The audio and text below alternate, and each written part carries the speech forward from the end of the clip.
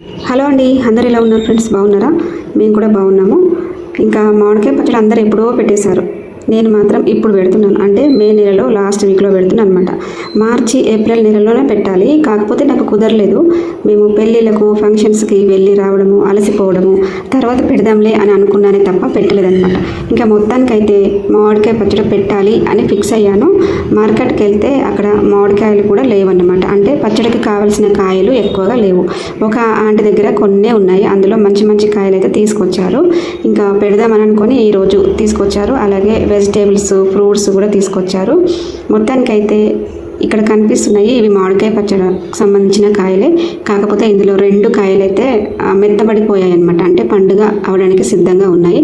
అలాంటివి పచ్చడికి పెట్టకూడదు కాబట్టి అవి కూడా తీసేసాను. మొత్తానికైతే ఒక 8 కాయలతో పచ్చడి అయితే పెట్టేస్తున్నాను అనమాట. చాలా సింపుల్గా చేశాను. నేను ఎప్పుడు చేసిన ఈ పద్ధతిలోనే చేస్తాను. మా ఇంట్లో వాళ్ళకి మామిడికాయ పచ్చడి అంటే చాలా ఇష్టం అనమాట. ఇంకా పచ్చడి పెట్టడానికి ముందే వంట అయితే ప్రిపేర్ చేశాను. అన్నం వండేసాను, అలాగే బీరకాయ పప్పు కూడా వండేసాను అనమాట. వంట అయిన తర్వాత లంచ్ చేసి ఇంకా పచ్చడి పెడదామని ఇక్కడ పెడుతున్నాను. ఇంకా అన్ని పనులు అయిపోయిన తర్వాత పచ్చడి స్టార్ట్ చేస్తే పని అయిపోతుంది కదా. ముందుగానే పచ్చడి పెట్టడం ఎందుకని పిల్లల కోసం, అందరి కోసం వంట చేసి లంచ్ చేసి ఇంకా అన్నీ రెడీ చేస్తున్నాను కావాల్సినవన్నీ. ఇంకా ఈ మామిడికాయలు కడిగి వాటర్లో వేసాను అనమాట. ఒక గంట సేపటి వరకు కడిగిన వాటిని వాటర్లో వేసి మళ్ళీ తీసి బేషన్లో వేస్తున్నాను అనమాట. ఇంకా నేనైతే చాలా సింపుల్గా పెడతాను అనమాట. చాలా అంటే చాలా, మరీ కొలతతోనే పెట్టాల్సినది కాకుండా అందాద, అంటే ఈ కాయలకి ఇంత సరిపోతుంది, ఉప్పు లేదంటే కారం అని తెలిసిపోతుంది కదా మనకి. నేను అలా పెడతాను. లేదు అని అంటే ఒక గిన్నె తీసుకొని ఆ గిన్నెతో కొలత తీసుకొని ఆ కొలత ప్రకారం కూడా కారము, ఉప్పు వేస్తానన్నమాట. ఇంకా ఎట్లాగో ఇక్కడ కొంచెమే కాయలు కాబట్టి నేను మరీ కొలతతో కాకుండా కొంచెం నాకు తోచినట్టు అంటే అందాద వేస్తూ చేశానన్నమాట. ఇంకా శుభ్రంగా క్లాత్తో తుడిచాను కాయలన్నింటినీ, తడి లేకుండా. ఎందుకంటే తడి ఉంటే పచ్చడి పాడవుతుంది కాబట్టి కొంచెం కూడా తడి లేకుండా తుడిచేసి మనకు కావలసిన సైజులో అయితే కాయలన్నీ కట్ చేసుకొని మళ్ళీ ఒక క్లాత్ పైన అయితే ఆరేసాను అనమాట. ఏమైనా తడిగా ఉంటే ఆరిపోతుంది అని. అలాగే వీటిపైన ఒక పల్చని పొర వస్తుంది కదా మామిడికాయ ముక్కల పైన, ఆ పొర లేకుండా కూడా తీసేయాలి. ఇంకా అవి ఫ్యాన్ కింద అలా ఆరబెట్టాను మామిడికాయ ముక్కలన్నింటినీ. ఈ లోపు అయితే నేను మెంతులు అయితే వేపుతున్నాను అనమాట. మెంతులు చాలా ఇంపార్టెంట్. మెంతులు, ఆవపిండి, జీలకర్ర ఇవన్నీ చాలా ఇంపార్టెంట్ కదా. ఇవైతే మంచిగా కొంచెం కొంచెం డ్రై రోస్ట్ చేసి చల్లారిన తర్వాత మిక్సీ పట్టాలన్నమాట. ఇంకా మెంతులు అయితే ఒక 2 చెంచాలు అయితే దోరగా ఫ్రై చేసి మిక్సీ జార్లో వేసాను. జీలకర్ర అయితే 4 స్పూన్లు అనమాట. 4 స్పూన్లు తీసుకున్నాను, అది కూడా డ్రై రోస్ట్ చేసి మిక్సీ జార్లో వేసాను. తర్వాత ఆవాలు 4 స్పూన్లు, ఇక్కడ 4 స్పూన్లు ఆవాలు, 4 స్పూన్ల జీలకర్ర, 2 స్పూన్ల మెంతులు అనమాట. మెంతులు మరీ ఎక్కువ వేస్తే చేదు వస్తుంది కాబట్టి కొంచెమే వేసాను అనమాట. ఆవాలు, జీలకర్ర కొంచెం ఎక్కువగా వేసాను అనమాట, అంటే కాయలకు తగ్గట్టు. నేను ఇక్కడ కాయలు కొంచెమే తీసుకున్నాను కాబట్టి కొంచెం మాత్రమే తీసుకుంటున్నాను. ఒకవేళ 20 కాయలు 30 కాయలు ఉంటే జీలకర్ర, ఆవాల పొడి ఎక్కువగా తీసుకోవాలి. ఆ మెంతు పొడి కూడా కొంచెం ఎక్కువగానే తీసుకోవాలి. నేను ఇక్కడ కొంచెమే కాయలు కాబట్టి కొంచెమే తీసుకుంటున్నాను అన్నింటినీ.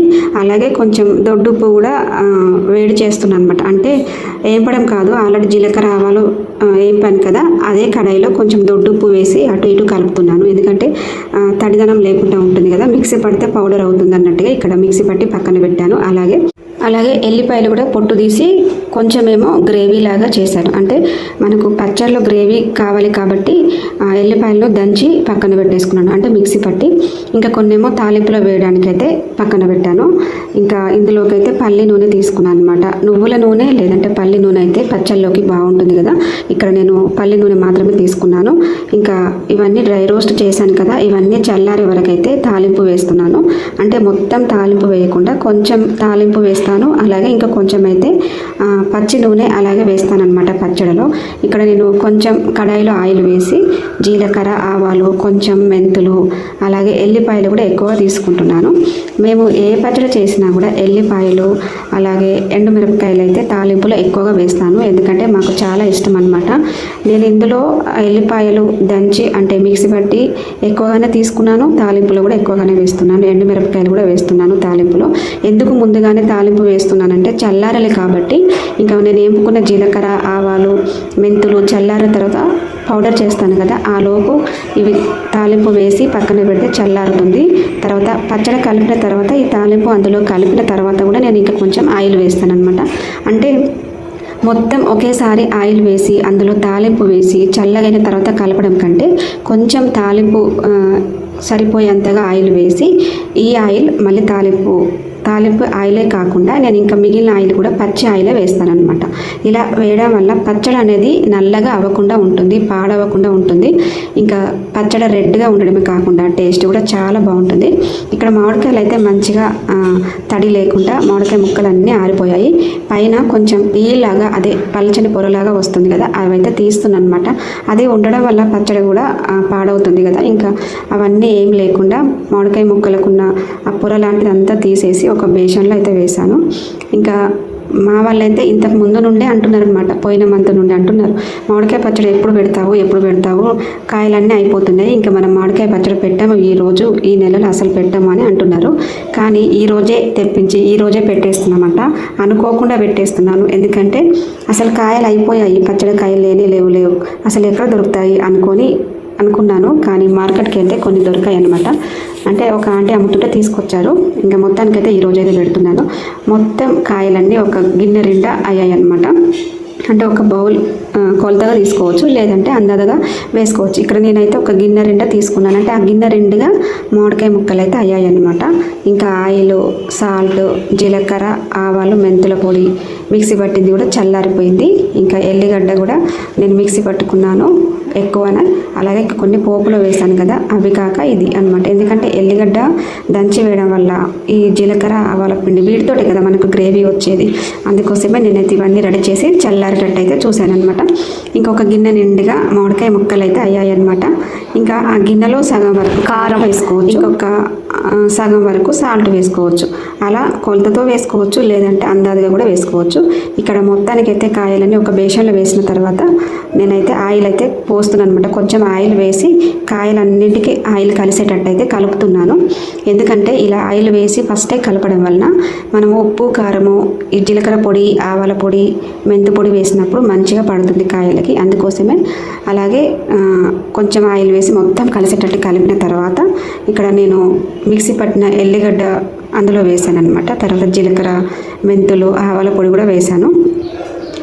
తర్వాత సాల్ట్, నేను దొడ్డుప్పు తీసుకొని డ్రై రోస్ట్ చేసి మిక్సీ పట్టాను. దొడ్డుప్పు వేయడం వల్ల మనకు మంచిగా ఉంటుంది టేస్ట్. అందుకే నేనైతే ఎప్పుడు ఈ సాల్టే వేస్తానన్నమాట.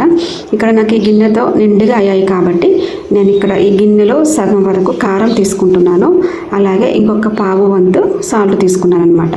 అంటే ఒక గిన్నె నిండుగా కాయలైతే అందులో సగం వరకు కారము, పావు వంతు సాల్ట్ తీసుకున్నాను.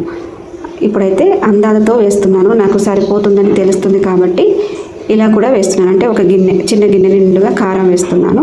లేదు అంటే మనము ఏ గిన్నెతో అయితే కాయలను కొలుచుకున్నామో అదే గిన్నె నిండుగా అయింది కాబట్టి అందులో సగం వరకు కారము, పావు వంతు ఉప్పు వేయవచ్చు.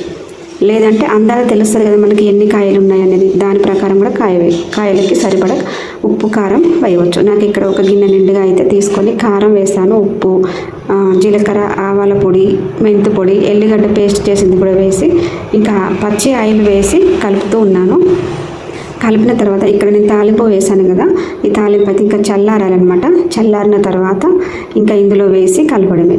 ఆల్రెడీ తాలింపులో ఆయిల్ అయితే సరిపోదు కాబట్టి ఇంకా మిగిలిన పచ్చి నూనె అంటే పల్లి నూనె నేను తాలింపు వేయకుండా పక్కన పెట్టేశాను, అది కూడా ఇందులో కలుపుకోవాలి. తాలింపు ఆయిల్ మొత్తం వేస్తే పచ్చడి అనేది బ్లాక్ అంటే నల్లగా అవుతుందన్నమాట, చాలా రోజులు నిల్వ ఉండదు. అందుకోసమే నేను కొంచెమే తాలింపు వేసి మిగిలినంతా పచ్చి నూనె అంటే మొత్తం అదే కలిపేసి పెట్టాను అనమాట. ఇంకా మొత్తం కలిపేసి ఒక డబ్బులో అయితే వేస్తున్నాను. ఎక్కువ క్వాంటిటీ అయితే నేను జాడీలో వేద్దాం అనుకున్నాను, ఇక్కడ కొంచెమే కాబట్టి నేనైతే ఒక ప్లాస్టిక్ డబ్బులు అయితే వేసి పెడుతున్నాను. ఇంకా మొత్తం వేసి 3 డేస్కి కలపాలి. మనకు అప్పుడు ఉప్పు, కారం తెలుస్తుంది. ఒకవేళ ఆయిల్ తక్కువైనా కూడా 3 డేస్కి ఆయిల్ వేసుకోవచ్చు. ఉప్పు, కారం చూసి 3 డేస్కి కలుపుకోవచ్చు. మనకు సరిపోయిందా లేదా అని తెలుస్తుంది అనమాట 3 డేస్కి. నేను ఇక్కడ అంతా ఒక డబ్బులు అయితే పెట్టి మూత పెట్టేశాను. అసలు అయితే జార్లో పెడదాం అనుకున్నా, కొంచెమే కదా ఇంకా జార్లో ఎందుకులే అని ఒక డబ్బాలో పెట్టేసి పక్కన పెట్టేసి ఇంకా లాస్ట్లో కొంచెం అన్నం అయితే వేసి కలుపుకొని తింటున్నాను. టేస్ట్ చాలా బాగుంది, కాకపోతే ఉప్పు అన్నది ఇంకా కొంచెం మెల్ట్ అవ్వలేదు. ఇంకా మనిషికి ఒక ముద్ద రైస్ అయితే తిన్నాము. టేస్ట్ అయితే మంచిగా ఉంది. ఇంకా 3 డేస్కి చూస్తే మనకి ఆయిల్, ఉప్పు, కారం ఎంత అన్నది అంటే సరిపోయిందా లేదా అన్నది అయితే తెలుస్తుంది. మొత్తానికైతే టేస్ట్ చాలా బాగుంది. చీమలు పట్టకుండా అయితే పెట్టేశాను. ఓకే అండి, వీడియో నచ్చితే తప్పకుండా లైక్ చేసి సబ్స్క్రైబ్ చేయండి.